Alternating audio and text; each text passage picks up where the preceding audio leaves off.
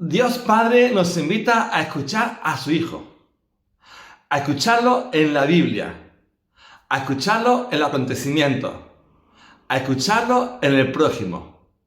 Domingo de la Transfiguración. Cristo también nos llama a transfigurar, a transformar este mundo a su estilo, implantando su reino de amor, de justicia y de paz. Recibe, voy a hacer un gran abrazo de paz. Saludos. En la lectura de hoy y en el tiempo de Cuaresma que estamos viviendo, aparece la importancia de tres montes: Monte Moria, Monte Tabor y Monte Calvario. ¿Qué tienen que ver estos tres montes con este encuentro que tenemos ante el Señor? El monte primero quizás sea el más desconocido, corresponde a la época de Abraham. Ya sabéis que estamos leyendo en el tiempo de Cuaresma, en la lectura primera, momentos importantes de la historia de Israel, de la historia de la salvación. En esta ocasión aparece la figura de Abraham, quizá en un momento muy angustioso, después de que recibe la presencia de Dios y Dios le promete un hijo. Ya que tiene ese hijo, se lo pide como sacrificio. Por supuesto, a nosotros eso nos suena a algo escandaloso. No tanto en muchas culturas antiguas, donde era normal sacrificar a los dioses seres humanos, personas. E incluso en algunos lugares la costumbre era que el rey, lo más importante de la sociedad, ofrecieran a su propio hijo a los dioses, como una gran ofrenda, como diciendo: Señor, te doy lo que más quiero. Ese parece ser el contexto un poco de la experiencia de Abraham con Isaac y el propio Dios. Una prueba de fe. Ya que por fin tiene el hijo, Dios se lo pide. Y Abraham obedece. Abraham se vacía de sí mismo. Y cuando lo pierde todo, lo gana todo. Y eso ocurrió en el monte Moria. Ya hemos escuchado en esa lectura primera todo ese capítulo, cuando Abraham va con Isaac camino de ese monte, que según la tradición judía es donde está, o se construyó el templo de Jerusalén, del cual todavía queda hoy lo que se conoce como el Muro de las Lamentaciones. Abraham camina varios kilómetros y ofrece a su hijo en sacrificio. Obedece a Dios, se fía de Dios, tiene confianza en Dios, sabe que Dios es su garantía, que si Dios le dio a su hijo y se lo pide, sabrá Dios por qué, pero es con una gran dosis de humildad y de confianza obedece a ese plan de Dios. Y al final la recompensa: ese hijo no va a morir, ese hijo Isaac va a ser también, junto a su padre, el origen de un gran pueblo. De ahí hemos nacido los cristianos, los judíos y los musulmanes, del tronco común de Abraham, y después de Abraham, de Isaac.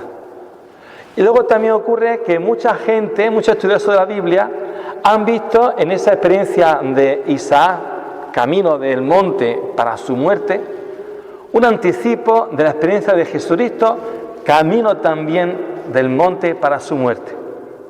Una entrega, una ofrenda. En este caso, Isaac sí se salva, Jesucristo da su vida por amor.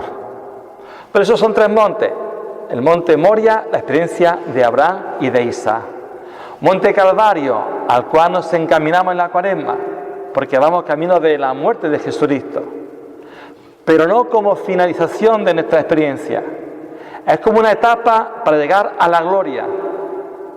Y por eso entre el monte Moria y el monte Calvario, la experiencia de hoy, el monte Tabor, una experiencia que tiene un momento muy concreto. Jesucristo había anunciado a sus apóstoles que iban camino de Jerusalén y que en ese camino de Jerusalén iban a desembocar en su pasión, muerte y resurrección. San Pedro le dice que eso no puede ser, pasar por la muerte, para eso es el Mesías. Y a los 6 días de esa experiencia tan fuerte para los propios apóstoles, que se escandalizan, hay un remanso de paz, hay un anticipo de resurrección, hay un anticipo de gloria, el monte Tabor. Lo hace con uno de sus apóstoles más allegados, con 3 de ellos.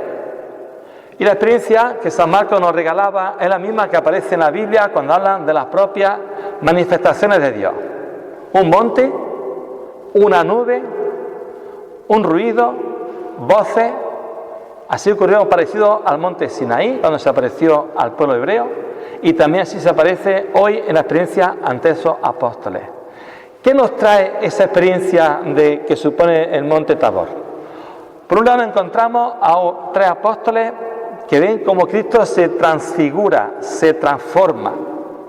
En segundo lugar, oye una voz muy especial, parecida a la del bautismo: este es mi Hijo, mi amado.